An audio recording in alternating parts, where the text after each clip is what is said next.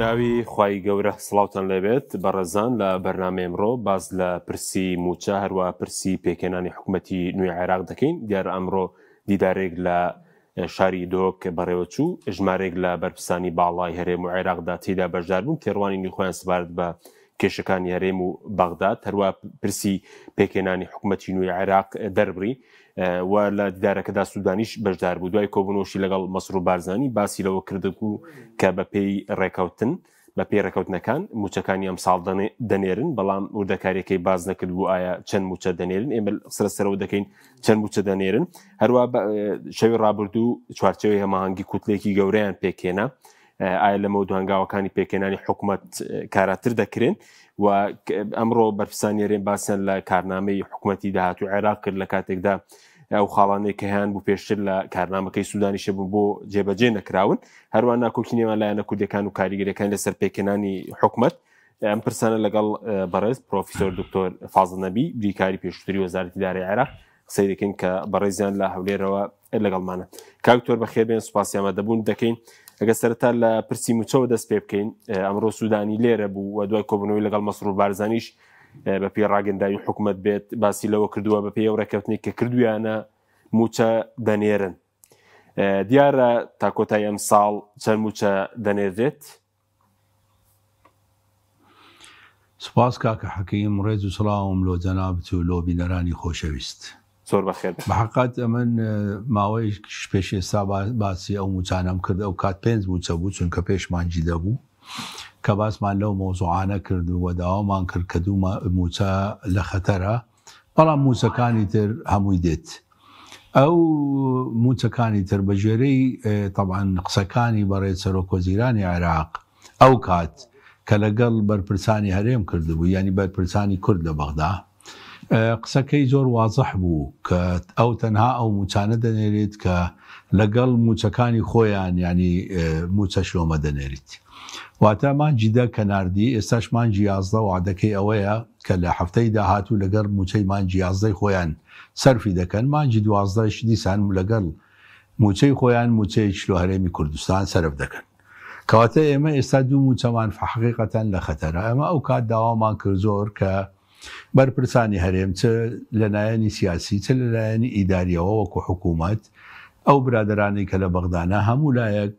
زەخت بکەن لەوەی کە ئەو دوو موچەیە نەفەوتێەوە بدرێتە فەرمانبەرانی هەرێمی کوردستان کە حەقی خۆشیانە بدرێت. تەوان بە حەقەت ڕاستە پێشتر تۆزێک حرەکە هەبوو، بەڵام حرەکەیەکە لە مستەوای پێویست نەبوو ئەوەی کە پێشتر هەبوو. ئەو زەختەی کە هەبوو لەسەر حکوومەتی عێراق لە مستەوای پێویست نەبوو، لۆی حکوومەتی عێراق مەوزوعەکەی پشتگوێ خستە بوو. ئەوڕۆ بە حەقەت سەرۆکوەزیرانی عێراق لە دهۆک بوو لە با بڵێن زانکۆی ئەمریکی بە مناسبەی ئەو با بڵێن کۆنفرانسەی کە گیرا ئەنجا ئەو کۆربەندە بە حەقەت دائیمەن کۆربەندێکی سیاسیە. ڕاستە لە زانکۆیەک دەگیرێت، بەڵام دائیمەن کۆربەندێکی سیاسیە. لۆیە دائیمەن زۆربەی هەرە زۆری سیاسیەکانی عێراق مشارەکە دەکەن هەموو ساڵ. لەو مشارەکەیە بەڕێز هەردوو سەرۆکوەزیر ینی سەرۆکوەزیرانی هەرێمی کوردستان و سەرۆکوەزیرانی عێراق دیارە دانیشتنێکیان هەبووە و بژێرەی ئەو قسانەی کە بەڕێز سەرۆکی ئەنجومەنی وەزیرانی هەرێم کردی، دیارە با بڵێن گفتوگۆکان لەسەر زۆر بابەت بووە، بەڵام بابەتی ڕئیسی موچە بووە. دیسان هەروەکو جاران بەڕێز سوودانی دیارە وعدی ئەوەی دایە کە بەڵێ ئێمە لەگەڵ موچەکانی خۆمان موچەی ئێوەش سەرف دەکەین. بەڵام دیارە بەڕێز سەرۆکوەزیرانی هەرێمی کوردستان زەختی لەوە کردەوە کە ئێمە دوو موچە متەئەخیرین لە چاو عێراق، لۆیە پێویست بەوە دەکات کە ئەو دوو موچەیەش چارەسەر بکرێ. وا پێدەچی وعدێکی ینی هاکەزایی دابیت، وعدێکی سەرزمان. ئەمن لۆ خۆم زۆر باوەڕم بە وعدی بەڕێز سوودانی نییە لەسەر ئەو دوو موچەیە، بەڵکو پێویستیمان بەوەیە کە مادام سوکە وعدەک هەیە پێویست بەوە دەکات بەرپرسانی ئێمە لە بەغدا متابعەیەکی جددی ئەو سوکە وعدە بکەن لۆی ئەو دوو موچەیە نەفەوتێ، بەڕەغمی ئەوەی ئەو دوو موچەیە 90% کەوتۆتە منتیقەی خەتەر. باشە، بەس کاکتۆر پێشتر بەڕێز هۆشداری دابوو تەقریبەن زیاتر لە مانگەی لەوە بەرکەوتت دەبێت خەمی لێ بخۆن. هۆکارێک چییە خەمی لێ نەخورا کە ئەو دوو موچەیە بڵێن ڕوبەڕووی فۆتان نەبێتەوە؟ هۆکارەکەی چییە؟ دەبووە لە ئاستی باڵا ینی خەمیان لێ خواردبایە بەوەی کە یاخود ئێستاش هیچ دەرفەتێک ماوە؟ بەحقەت کاکە حەکیم برادرانی ئێمە لە بەغدا وەکو پێویست ڕاستە هەندی حرەکەیان کرد لەسەری، بەڵام وەکو پێویست نەبوو حرەکان، چونکە ئەو شتانە پێویستی بە زەختە، بەڕاستی پێت بڵێ پێویستی بە زەختە و نەتەنها زەختێکی برادرانە نەخێر دەبێت زەختێکی تەواو بکەن لەسەر ئەو مەوزوعە لۆی کە مەوزوعەکە زەختەکە جێگای خۆی بگری. وەکو پێویست نەبوو حرەکەی برادرانی ئێمە لە بەغدا، ئەوانەی کە لە بەغدا ئیش دەکەن وەکو پێویست نەبوو حرەکەیان لۆیە موچەکان نەدرا. ئینجا مشکلە لەوەیە من ئەو کاتیش باسم کرد، وتم هەر کات لە مەسلحەتی هەرێمی کوردستان نییە، هەرچەند کات بڕوات ئەوەندە ئەو موچانە ئەو دوو موچە زیاتر دەکەونە منتیقەی خەتەر. یعنی من پێشتر وتم لە منتیقەی پورتقالین ئەگەر بە فکرت بێ، ئێستا تقریبان کەوتۆتە منتیقەی سوور ئەو دوو موچەیە، یعنی مشکلەکە لێرەیە. ئێمە گوتمان مەحاولە بکەن لە پورتقالی بستە سەوز، بەداخەوە لە پورتقالی چوتە سوور. لۆیە پێویستی بە حرەکەیەکی زۆر جددی هەیە و مادام سوکە وعدێکی دایە سوودانی ئەوڕۆ بەڕەغمەوەیە من قەناعەتم پێی نییە، بەڵام دەکرێت برادرانی ئێمە لە بەغدا متابعی ئەو مەوزوعە بکەن کە بەڕێ سەرۆکۆزیرانی هەرێمی کوردستان داوای لێکردبوو لۆ ئەوەی دوو موچەکە نەفەوتێ. بەڕێی من بەشی دووەمی سوالت کە ئایا هێشتا دەرفەت ماوە، یعنی دەرفەتێک هەیە بەڵام بەو شکلە نییە. بەڕێی من ئەگەر حرەکەی زۆر جددی لەسەری بکرێت دەتوانرێت یەک لەو دوو موچەیە ئینقاز بکرێت، نەک هەردووشان. بەڵام طبعاً ئەتو دەبی هەمیشە متەفائل بی و حرەکە لەسەرەوە بکەی کە هەردووچیان با بڵێن ئینقاز بکرێن. باشە کاکتۆر، وەکو ساڵی دارایی بەڕێز پێشتیژی بیریکاری وەزارەتی دارایی عێراق شارەزایەکی زۆر تێ لە بواریابووی ساڵی دارایی ئەگەر داخرا، ینی لە 25/12دا دەخرێت لە کەیدا دەخرێن ئەو کاتە تاو، ینی موچە ناتوانرێت بخرێتە ساڵی دواتر؟ کاکە حەکیم طبعاً بەحقەت حلول هەیە، بەڵام حکوومەتی عێراق جەناب دەزانیم لەگەر جەنابیشت زۆر باسم کردیەوە، تایبەتی ئەو حکوومەتی کە ئێستا لە بەغدا لە سەرکارە هەمیشە فکری لەوە کردەوە کە چۆن هەرێمی کوردستان زعیف بکات، لاواز بکاتە زانی، هەمیشە فکری لەوە کردەوە قەوارەی هەرێمی کوردستان بچووک بکاتەوە. ئەوە خطەی ئەوان بوونە. من کاتی خۆی زۆر باسم دەکرێگە بە فکرت بێ دوایی چەند مانگێک لە پێکاتنی حکوومەت، چونکە من با بڵێن ئەو خطەیە کە هەی بوو لۆم هاتبوو و باسم کرد لە تەلەڤیزیۆنەکان لەوەی برادرانی ما بەرەنگاری ببنەوە. بەحقات زۆر بەداخەوە و کات زۆر لە برادران ڕەئیان وابوو کە من هەڵەمە و نەخێر سوودانی پیاوێکی باشە، بەڵام لە دوایی طبعاً هەمویان هەر هاتنەوە سەر ڕەئی من کە بەڵێ خطەیەکی وایان هەبووە و هەدەفی ڕئیسیان لاوازکردنی و بچووکردنەوەی قەوارەی هەرێمی کوردستانە. ئەنجا ئەگەر حکوومەتێک وابیر بکاتەوە ئەو حلولانەی کە هەنا چۆن دەیکات، بەڕەغمی ئەوەی بەڵێ حلول هەیە، یعنی ئەگەر سوودانی سبەی ڕۆژێ لەو فەرەزنا باوا فەرزکەین کاتێک کە زەختێکی زۆر لەسەر سوودانی دەکرێت لۆ ئەو دوو موچەیە کە لە منتیقەی خەتەرن، ممکنە سوودانی بڵێ ئێمە ئێستا پارەی پێویستمان لەبەردەست نییە و کۆتایی ساڵە و ناتوانین و ممکنە زەختی مالی دەکەویتە سەرمان، ممکنە ئەوە حجە بیلۆی. بەڵام ئەمن حلول ئەو حلولەم پێشی بانگەکیشدایە و ئێستا لە ڕێگای تەلەڤیزیۆنەکەی ئێوە دیسان دەیدەمەوە لەوەی برادرانی هەرێم استیفادەی لێ بکەن. ئەگەر ئەو حجەیەکی وای هینایەوە دەکرێت کە دوو ڕێگا هەیە لۆ چارەسەرکردنی ئەو دوو موچەیە. یەکیان بەڕێز سوودانی بەڕەغمی و ڕاستە پارە نییە، بەڵام ئەمر بکاتە وەزارەتی دارایی عێراق کە ئەو دوو موچە متەئەخیرە پێویستە سەرف بکرێت، یعنی وەکو ئەمر، و وەزارەتی مالیە بڵێ لەبەرەوەی پارەمان لەبەردەست نییە دەکرێت بیان کاتە ئەمانات.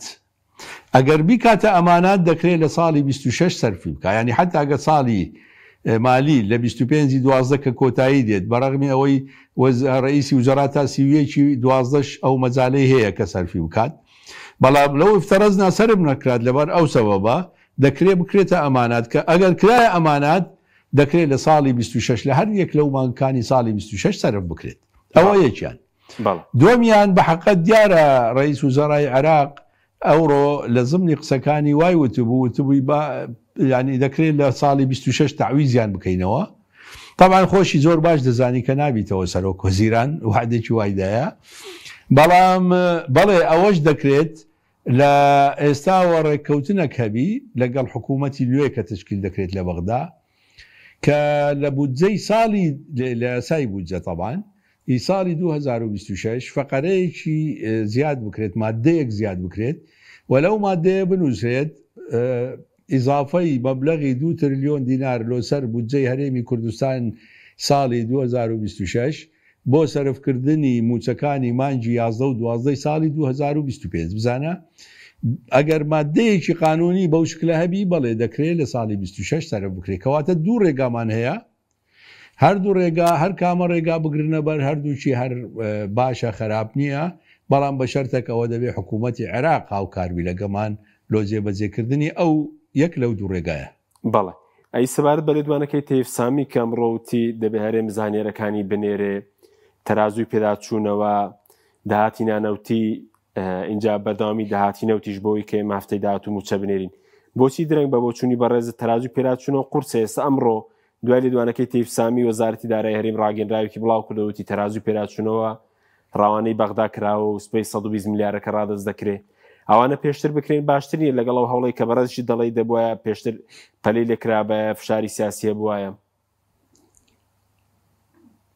ئەزانی کاکە حەکیم ئەوانە مەسلەیەکی ڕۆتینن ئەسەن مەفروض نییە وەزیری مالیە باسی بکە ئەوە ڕۆتینە هەموو دائیرەیەک هەموو وەزارەتێک لە عێراقیش دەبێ ینی تەرازووی پێداچوونەوە ینی میزانی مراجعای مانجی ڕابردوو کە تەواو بووە تەقدیم بکات طبعا هەموو مانگەک دەبی ئەتوو موازینی مراجعە بنێری لۆ بەغدا ئەوە شتێکی ڕۆتینەوە حکوومەتی هەرێمی کوردستان وابزان پێشتری شوتبووی کە میزانی مراجعە ئامادەیە کە لۆیان بنێرین لۆ ئەوەی ئیشی لەسەر بکرێت دوو بەنسبەت 120 میلیارەکە حکوومەتی هەرێم لەگەڵ بەغدا لەسەر ئەوە قسەیان لەسەر کردیە کە ئێمە لە خۆمانەوە ناتوانین 120 بنێرین ئەگەر ئەمرێک دەرنەچی لە ڕئیسی وزەرا لۆ وەزارەتی مالیە لۆ سەرفکردنی موچە ئێمە 120 نانێرین چونکە مطمئنین لەبەرەوەی سیقە نییە بەڕاستی پێت بڵم لە بینی هەردوو حکوومەت لەبەرەوەی ئێمە مطمئنین کە موشەکەمان لۆ دەنێرن بەڵام هەر کاتێک ڕئیسی وزەرا ئیعازیدایە وەزارەتی دارایی لۆ سەرفکردنی موچە ئێمە ڕۆژی دووەم پارەکە دەنێرین یعنی لەبەر ئەوەی ئێستا ئیعاز هەبوو لۆ سەرفکردنی موچەی مانجی نۆی ئێمە کە دەکا 11 ئەوان لەگەڵ 11 خۆیان لە هەفتەی داهاتوو لۆێ حکوومەتی هەرێمی کوردستان وەزارەتی دارایی ئەوڕۆ ئیعلانی کرد کە بەیانی 120 میلیارەکە دەخەنە سەر حسابی وەزارەتی دارایی عێراق کەواتەوە ئیتیفاقەکە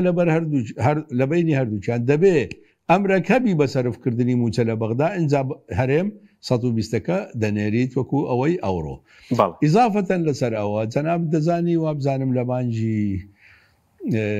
دەبوو وابزانم لە یەکێ لە کۆبوونەوەکان ئەنجومەنی وەزیرانی هەرێمی کوردستان ئیش لەسەر ئەوە کرا کە مەسروفات کەم کەنەوە لەوەی بتوانن 120 میلیاری ئامادە بکەن بینێرنە بەغدا و دواتریش وەزارەتی دارایی هەرێم وتی بەڵێ ئێمە ئیشمان کردیەوە 120 حازرن هەر وەخت ئەوان داوای یعنی ئەمر بکەن بە سەرفکردنی موچە ئێمە حازرین پارەکان بنێرین لۆێ تەفاهمەک هەیە لە بینی هەردووچیان بەڵام بەغدا خۆی دەدزیتەوە لە ناردنی بە حقت ئەو دوو موچەیی کە ئێمە متأخرین لە چاو بەغدا باشە کاکتۆرۆک و پارەی کاش عێراق کێشەی پارەی کاشی هەیە ئێستا بۆ نمونە کێشەی بۆ دروست بێ نەتوانێ موچەی فەرمانبەران بە فەرمانبەرانی هەرێمی کوردستانی شەو بدە هیچ کێشەیەکی لەو شێوەیە هەیە ئەوەلەن عێراق تا ئەو لەحزەیە ئەو کێشەی نییە کاکە حەکیم چونکە تا ئەو لەحزەیە نەوتی عێراق لە سەروی $6 دەفرۆشێ و من کاتی خۆش گوتم ئەگەر هاتوو نەوتی عێراق لە $55 دابەزی ممکنە تۆ زەک کێشەی لۆ دروست ببی تا ئێستاش ئەو تەقاررانی کە لۆ من دێتوە ئەلانی چەکرێت بەڵام من دایمن لە ڕێگای ئیمێلەوە لۆم دێ عێراقی سمانگەک لە 7 ملیار $7.5 کەمتر نەوتی نەفرۆشتیە طبعا جەناب زانی ئەگەر 7 ملیار بیکەوە پارە نزیکەی 10 تریلیۆن دەبی 9 تریلیۆن و قسوور ینی 10 تریلیۆن عێراق خۆی بکوژی پێویستی بە کەمتر لە 7 تریلیۆن دینارە لۆدانی موچە و ئەو ڕعایی ئیجتیماعی و ئیلە ئاخیری کەواتە بەڵێ پارەی کافی لە بەردەستە بەڵام ئەوە حجەیەکە بەکاری دێنن بەرامبەر بە هەرێمی کوردستان هەندێک جار پێت بڵێم هەندێک زاریش دەستکردە مەسئولەکەیە لە یەکێک لە دەستگاکان لە بەغدا زۆر جار ئەو گرفتە لە حکوومەتی عێراق دروست دەکات بەداخەوە حکوومەتی عێراق وەلەو ئەمن پێشتریش لە منیان پرسیە پێیانم گوتیە کە فلان شەخص مەسئولە زۆر جار مشکلەتان لۆ دروست دەکات بەڵام تا ئێستا ئەو مەسئولە لە جێگای خۆی ماوە لە بەغدا ئەویش جاروبار بەدەست کرد ئەو مشکلە دروست دەکات بەڵام مشکلەکە دەست کردە وەختیە زۆر ناتوانی با بڵێن گەمە بەو حەبلە بکات بەڵام ئەگەر بێ سەر واقع نەخێر عێراق مطلقاً مشکلەی نییە لە مەسەلەی نەقدینە. باشە کاکتۆر ئەو بڕیارەی کە دادگای فیدراڵی دەریکرد کە حکوومەتی عێراق حکوومەتەکەی سوودانی یاخود بڵین بۆتە کاربڕێکەر هیچ کێشەیەک دروست دەکات لەوەی کە بۆ پرسی موچە لەگەڵ هەرێم یاخود پێویستی بەوە بە قەرزکە کە بە پێی تەفسیری دادگای فیدراڵی بێ حکوومەتی کاربڕێکەر ناتوانێت قەرز بکە ناتوانێت پرۆژه یاسایی بوجە بنێرێتە پەرلەمان هیچ کێشەیەک دروست دەکات بۆ هەرێم و بۆ عێراق؟ نەخێر زانی دائیمان حکوومەتی کاربڕێکار دەتوانی هەموو کاروبارەکانی ڕۆژانەی خۆیوە ئەو حتا یاسای بودجەی کە هەیە هەمووی جێبەجێ بکات هیچ کێشەی لۆ نییە تەنها ناتوانی ئیتیفاقیاتی دەولی یا قڕوزی دەولی وەربگریت ئەوە مشکلەکەیەتی کە ناتوانی ئیتیفاقاتی دەولی بکات ناتوانی قڕوزی دەولی وەرگریت لەبەرەوەی پەرلەمان مععتڵە و جەناب دەزانی هەموو ئیتیفاقەیەک دەبێت پەرلەمان مسادقەی لەسەر بکات هەموو قەرزێک دەبێت لە ڕێگای پەرلەمانەوە موافقەی لەسەر هەبیت بەڵام ئەو قەرزانەی لە یاسای بودجە هەیە ئەو قەرزانەی لە یاسای بودجە هەیە دەتوانێت بیکات لەبەرەوەی یاسای بودجەی ساڵی 2025ش مسادقە کرایە تا دەچینە 26 لە 26ەوە ناتوانانی هیچ قەرزەک وەرگری ئللا حتا ئەو قەرزانەی کە یاسای بودجە هەبووە پێشتر لەبەرەوە یاسای بودجە لە 12 2025 کۆتایی دێت ئەنجالۆ هیچ کێشەیەک دروست ناکات کێشەی ڕۆژانە دروست ناکات و بە تەسەووری منیش حکوومەتی عێراق وا پێ دەچی کە پەلە بکەن تێیدا لەوەی دەستێوەردانی دەرەکی کەمتر بی چکەوان هەز دەکەن کە خەریکە دەستێوەردانی دەرەکی دروستە بیت لۆ با پێکێنانی حکوومەتی عێراق ئەوان دەیانەوێت زۆر پەلە بکەن لەوەی ڕێگا لەو دەستێوەردانە بگرن ئینشاءالله من تەسەوور دەکەم ینی لە خلالی مانگەک تا مانگونیەوە کانی حەدی عەلا 2 مانگ حکوومەت پێک بهێندرێ و ممکنە کەمتریش تەواو بەڵێ یعنی پێشبینەکەی 2026 بودجە هەبێت چونکە پێیان وایە هەندێک بۆ چون وایە کە درەنگ حکوومەت پێک بێ و بودجە دوا بکەی و خۆتە ناگەدارن نازانم ئێستا بودجەکە ئامادەکراوە 2026 دەبوو بچێتە پەرلەمان بە پێی پەیرە و ناوخۆ بە پێی یاسابێت بودجە تقریبان ناڵێن بە تەواوی ئامادەکرایە بەڵام شبه ئامادەکرایە ئەوە یەکیان دوو حکوومەتی عێراق بەقەست ینی بودجەکەی نەناردە پەرلەمان لەبەرەوەی جەناب دەزانی ئێمە ئێستا لە مانگی 11 و مانگێک تریشمان لەبەر دەماوە لۆ پێکێنانی حکوومەت حکوومەتی ئێستا لە 26 نامێنیت ئەو حکوومەتە جەناب دەزانی لە 26 حکوومەتێکی نوێ دێتە سەرکار و ئەو بودجەی ساڵی 26 دەبێ با بڵێن هەماهەنگبی لەگەڵ کارنامەی حکوومەتە نوێیەکە لۆیە حکوومەتی نوێی عێراق دەبێ بودجە ئامادە بکات بودجەکەس شوبه ئامادەیە بەڵام ئەگەر بێوێ هەندێکشت تێیدا بگۆڕیت هەندێک گۆڕانکاری تێدا بکات ئەنجا بینێریتە پەرلەمان بە تەسەووری من ڕاستە بودجە ئەو ساڵ ینی ساڵی 26 تۆزێک تاخیر دەبی بەڵام ساڵی وا هەبووە پێشتریش مانگی 3 مسادقە کرایە لۆیە کێشەیەکی گەورە نییە لەبەرەوەی حکوومەتی عێراق بە جۆرەی قانونی ئیدارەی مالی حتا گەر حکوومەتێکی نوێژ بێتە سەرکار تا و کاتێک کە بودجە مسادقە دەکرێت حەقی هەیە 1/12 بودجەی ساڵی 2025 ئیستیفادەی لێ بکات بە نسبەت جزئی تەشغیلی و لە جزئی استثماریش فقط بە نسبەت ئەو مەشروعانەی کە مستەمڕن تەنها ناتوانانی مەشروعی نوێ بکات تا ئەو کاتێک کە بودجەی نوێدا دەندرێت بەڵێ ئەوەی کە پێویستە بە هەرێمەگەر لە 2026 بڵێن یاسای بودجە پەسەندکردی لە پەرلەمان دوا بکەوێت موچە هەردێت ئەگەر بڵێن داهاتی ناو خۆڕە ڕەز بکرێت نەوت بەردەوام تەسلیم بکرێت بۆ ساڵی داهاتوو کێشە نابێ باسی سەمانە سەر کرد هەرێمی کوردستان لە بودجەی ساڵی 2025 تەخسیساتی هەیە دەکرێت بە هەمان شێوەی عێراقێک لەسەر 12 بودجەی هەرێمی کوردستانی سەر بکرێت و بە حقیقات یەک شتەمەوێت لێرە باسی لێوە بکەم کە حکوومەتی عێراق نابێ فقط موچە بنێریت، دەبێ بودجەی هەرێمی کوردستان بە کاملی بنێریت، یعنی موچە زائیدەن هەموو ئەو فقەرەکانی تر لە ئەوەی کە لە یاسای بودجە هەیە وەکو جزئی دووەم لە بودجەی تەشغیلی، بودجەی استیسماری، پەترۆدۆلار، بودجەی پەرەپێدانی پارێزگاکان، پێویستە هەموو ئەوانە بنێریت لۆ هەرێمی کوردستان لە ساڵی داهاتوو. مەفروض بوو لەو ڕۆژەی کە نەفت ڕۆیشتیە بەڕاستی پێت بڵێ بکاکە حەکیم بودجەی هەرێم بە کاملی بێت، بەڵام ئەوان بە دوای حجەیەک گەڕان كلمة حق يراد بها الباطل دائما عرب أو قصدكان بدواي حجيك قران لوي فكرة باطلكي خويا لسر إيما بالسبيلن بلام أو كات أقر بفكر دبي كاتك برز وزيري داري عراق وتي إيوا تخصيصات تانا ما هو لفوزا أمن لرقاي تلفزيوني إيوا همو تلفزيوني كان وزور تلفزيوني عربيش جواب يعني مدايوا كوا كفر لعلم محاسبة أوي كوزارة داري عراق دي كات لو اشتوانية لدنيا كاتو عجزی ساڵێکی پێشووتر بینیە ساڵی دواتر شتیوانیە ئەبەدەن و ئەوان مخالفن لەو قسەکردنە بە جۆرەی قانون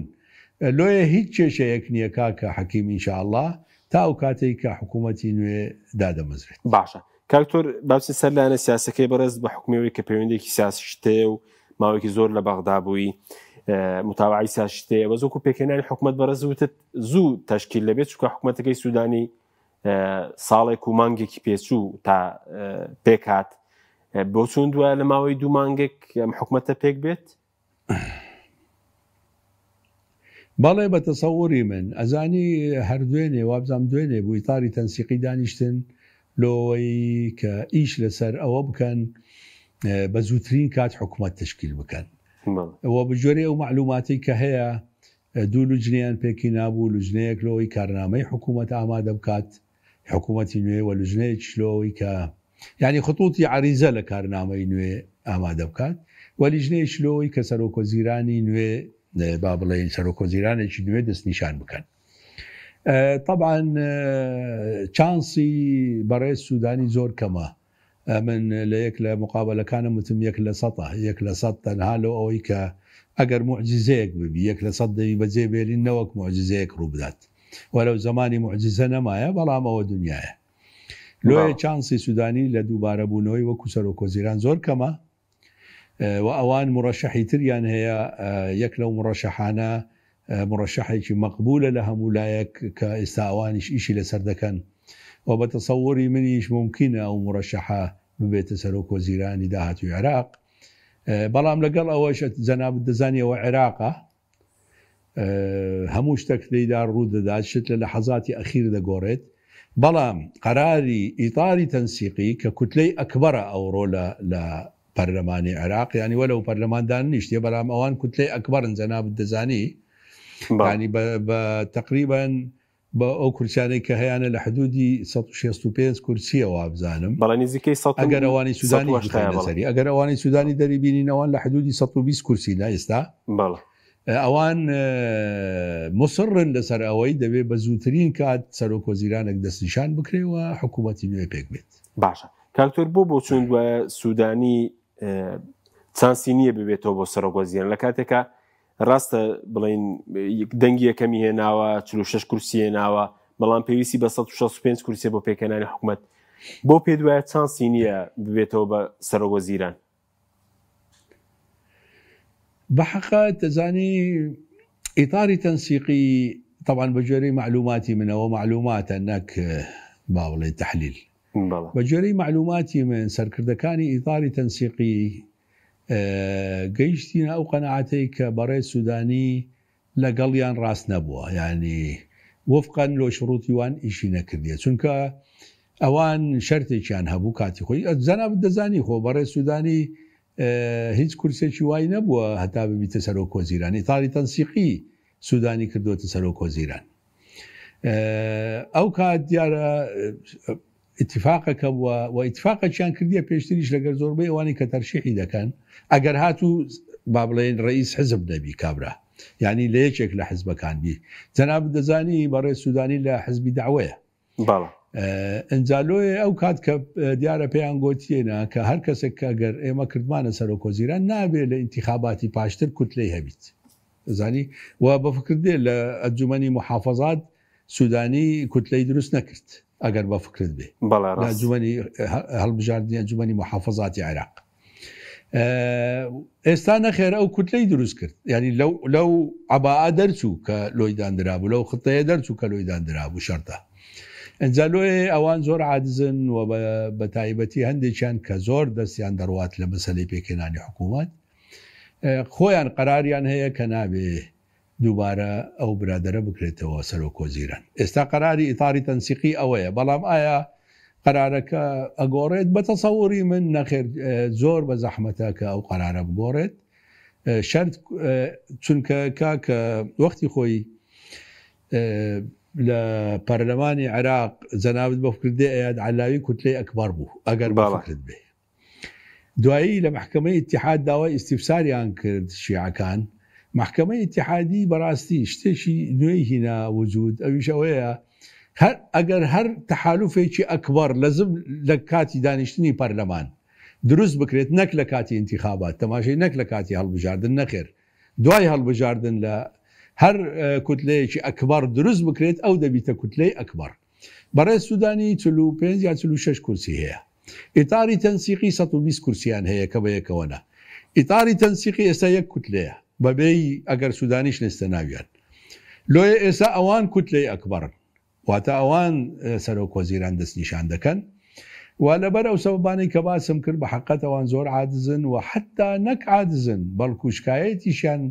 یەکێک لە سەرکردە هەرە گەورەکانی شیعە شکایەتی لە سوودانی کردیەوە ئێستا شکایەتەکە لە محکمەیە لەسەر هەندێک تەشیر کە بەو سەرکردەی کردیە ئەنجا بە حەقیقەت چانسی دووبارە بوونەوەی زۆر زۆر کەمە باشە کاکتۆر تەیف سامی پێدوا بێتەوە بە وەزیری دارایی چانسی هەیە یاخود و تەمەنی 6 ساڵی تێپەڕ کردووە یاخود خانەنشین دەکرێت وەزیر تەمەنی 6 ساڵی نایگریتەوە ئەزانی بە حەقەت کاکە حەکیم وەزیر ئەگەر تەمەنی 80 ساڵیش بی هیچ مشکلەی نییە ئەوە فقط وەزیر لۆ چونکە وەزیر اعتیبار ناکرێ بە موەزەف یعنی وەزیر لە زمنی مەلاکی دەولە نییە چاوت لێبی ئێستا ئێمە کاتێک کە لە وەزارەتی دارایی عێراق ملاکمان دادنا میلاک لە وەکیلی وەزیرەوە دێتە خوارێ تا وەکیلی وەزیر ئەوانە و ئەوانەی بە دەرەجەی وەکیلی وەزیرن ئەوانە لە زمنی ملاکن بەڵام وەزیر لە خارجی ملاکە لۆیە وەزیر 6 ساڵی ناگریتەوە بەڵام ئایا چەندسی هەیە دووبارە ببیتەوە یان نا ئەوە دەگەڕێتەوە سەر ئەو مفاوەزاتەی کە لە بەینی کوتلەکان دەکرێت بەڵێ وەکو لایەنە کوردیەکان چی بکرێ هەرچەندە بەڕێز ئاماژت پێکرد کە پێشترێمە 6 مانگ دوای پێکهێنانی حکوومەتی سوودانی بەرنامەیەکمان کرد بەڕێز دوتت کارنامەکە جێبەجێ ناکرێ بڵێن کارنامەکەش یاسای نەوت و غازی تێدا بوو دامەزرانی ئەنجومەنی فیدراڵی تێدا بوو یاسایەکی نوێ بۆ دادگای فیدراڵی مادەی 140 گواستنەوەی بڵێن میلاکاتی فەرمانبەرانی ناوچە دابڕێنراوەکان بۆ سەر بەغدا بەڵام هیچی جێبەجێ نەکرا ئەوە کارەکەی چی بوو لەمە دوای جێبەجێ دەکرێت چونکە ئەمڕۆژ سەرۆکی پارتی باسی لەوە کە گرینگە ئەمانە جێبەجێ بکرێن ئەزانی کاکە حەکیم هەموو جار بەداخەوە لە تەشکیلاتی حکووماتی عێراق ئێمەی کورد تێکەوتینە لە خۆشباوەڕیمان تەوان لە خۆشباوەڕیمان چونکە ئێمە سیقەمان بە خەڵک هەیە بەداخەوە بەڵام خەڵک جێگای ئەو سیقەیە نین و ئەو مشکلەی کوردە لە ئەزەلەوە نەک ئەوڕۆ ئەمن ناڵێم ئەمن باسی 6 مانگە کەم کرد لەسەر ینی فکری حکوومەتەکە کە فکریان چیە بەڵام لەوەی کە حکوومەتی عێراق ئیشەکانی ئێمە جێبەجێ ناکات ئەو ئیتیفاقاتی کە کرایە ئەمن دوایی دەڕۆژ یا 2 هەفتە بوو وابزانم دەرچووم دوای 2 هەفتە لە تشکیلی حکوومەت لە هەموو تەلەڤیزیۆنەکان باسم کرد وتم هیچ یەک لەو شتانەی کە اتفاق کرایە لەگەڵ بەڕێز سوودانی هیچی جێبەجێ ناکرێت و ئێوەش لەگە جەنابیشت وە پرسیشتان لۆ ئەو وەختە جوابم دایەوە وتم شت اتفاقات نابێ زارەکی بیت یەک دووش اتفاقات نابێ بە خەڵی عریض بیت فقط ئەزانی نابێ اتفاق بە عمومیات بیت چکە ئەو کات ئەگەر بە فکرت بێ بە عەجەلە بوون برادرانی ئێمەوانی لە بەغدا مفاوەزاتیانە کرد زۆر بە عەجەلە بوون وتیان بەڵێ ئێمە مەجموعەیەک شتمان خستیتە ناو بەرنامەی حکوومەت لەوانە مەسەلەی مادەی 140 بودجەی هەرێمی کوردستان بەموچەوە و قانونی نەوت و غاز و مەسەلەی پێشمەرگە ئەوە مەسەلە ئەوە شتە ئەساسیەکانن طبعاً بێزگە لە شتە ئەساسیەکان مەجموعە طبعاً شتی لاوەکیش هەیە جەناب دەزانی وەکو مەجلیسی اتحاد کە ئەو ڕۆبەڕێ جەنابی سەرۆک بارزانی باسی کرد و لە ضمنی طبعاً دەستورەوە و لە دەستور لە مادەیەکی تریش باس لە هەیئەی مراقبەی ئیراداتی عامەی دەوڵەت دەکات دەبێ ئەویشدا بمەزرێت چاوت لێبی ینی نەکتەنها ئەوە لەوەی هەرێم بتانی ینی لە ئیراداتی عامەی عێراق چۆن پشکدار دەبیت لە مستەقبل ئەنجا ئەو دوو جێبەجێکردنی ئەو دوو مادە دەستوریە زۆر ئەساسە لۆ ئێمە هەرێم دەبێت چی بکات ئەو جارە بە تەسەووری من هەرێم دەبێ ئەو جارە خەڵکی زۆر شارەزا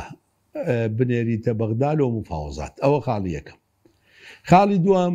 دەبێ ئەو شروطانەی یان ئەو با بڵێن ئەهدافانەی کە هەرێم هەیەی بخرێنە ناو کارنامەی حکوومەت نەک بە عمومیات واتە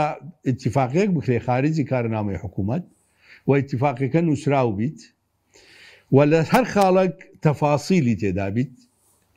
و لە هەر تەفاسیلەک جەدوەلی زەمەنی تێدا بیت ئەزانی ئەگەر ئێمە وانەکەین لەگە عێراق جارێکی تر دەکەوینەوە هەمان هەڵە و هەمان شتمان لۆ ناکەن 4 ساڵ بەسەر حکوومەتەکەی سوودانی تێپەڕی هەندێک لە وەزیرە کوردەکان بەهاریان هینا چۆکان بە فکرت دێ هەر لە یەک دومانجی یەکەم 4 ساڵ تێپەڕی یەک خاڵیش جێبەجێ نەکرا نەک جێبەجێ نەکرا بەڵکو زیاتر زەختیان لە هەرێمی کوردستان کرد زیاتر مەحاوەلەیان کرد هەرێمی کوردستان لاواز بکەن لۆێ ئەو جارە دەبێ بەو شکلەبی ئیتیفاقاتی ئێمە لەگەڵ بەغدا لەوەی جارێکی تر تووشی ئیشکان نەبی بەڵێ وەکو پۆستەکان کاگسۆر کەم پۆستە بۆ کورد باشە ئێستا کۆمەڵک وەزارەتی سیادیمان هەیە دەرەوەمان هەیە نەوتمان هەیە داراییە ناوخۆیە باسی وەزارەتی پلاندانان دەکرێت کامیان بۆ کورد باشە وەربگیرێ وایە شیعەکان هەموو وەزارەتێک دەدەن بە کورد وەزارەتی سیادی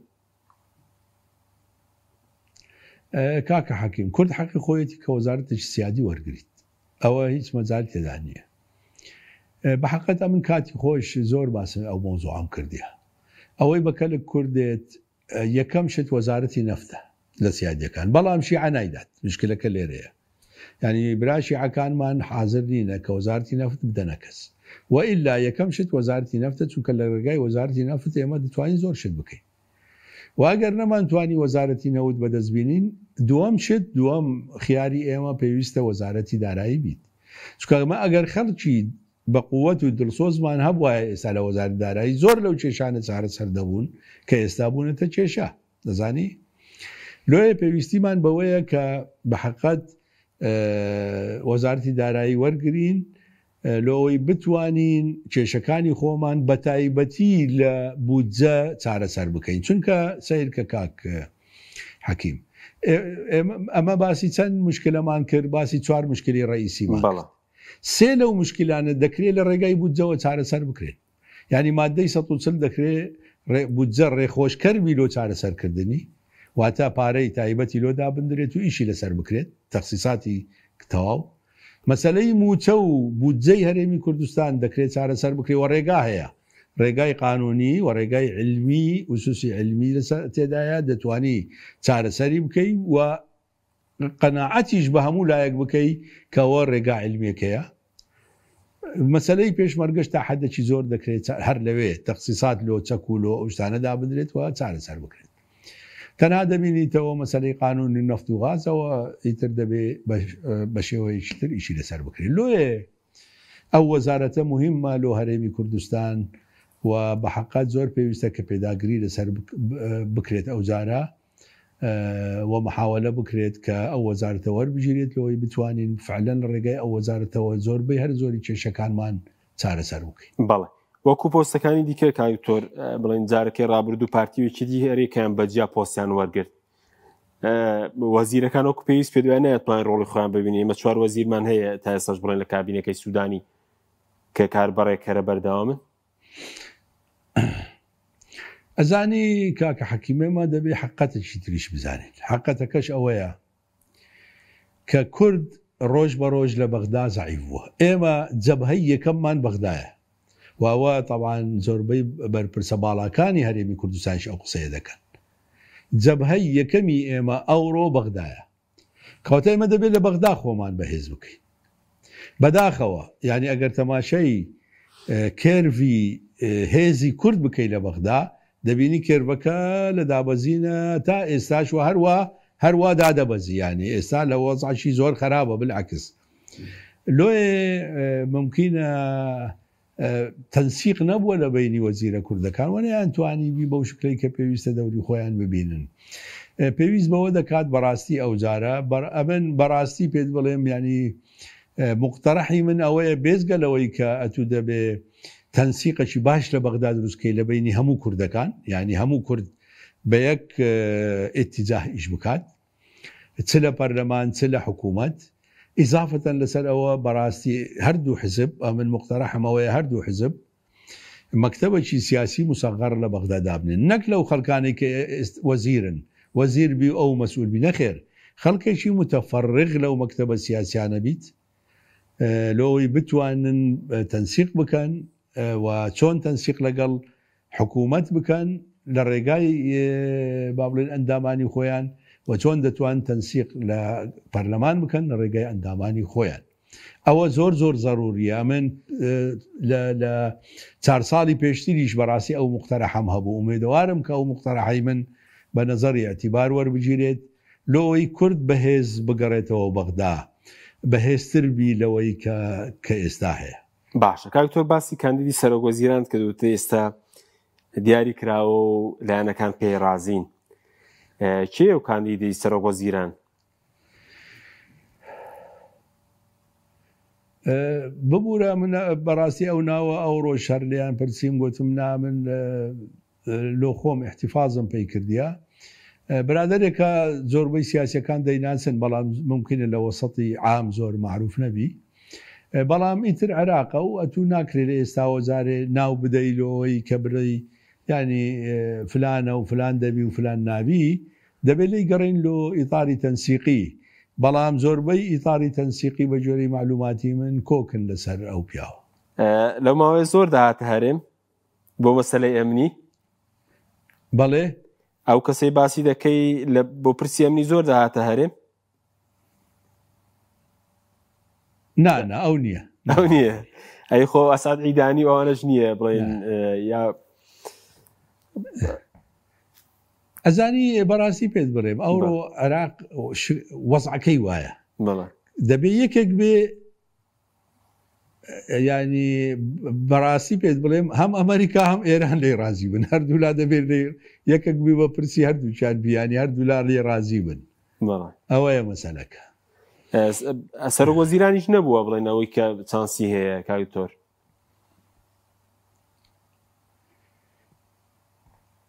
نا ئەوەی کە ئێستا من دەزانم مڕەشەحە نەخێر سەرۆکوەزیران نەبووە بەڕەغمی ئەوەی بەڕێز مالکی محاولە دەکات بەڕاستی خۆشی وەکو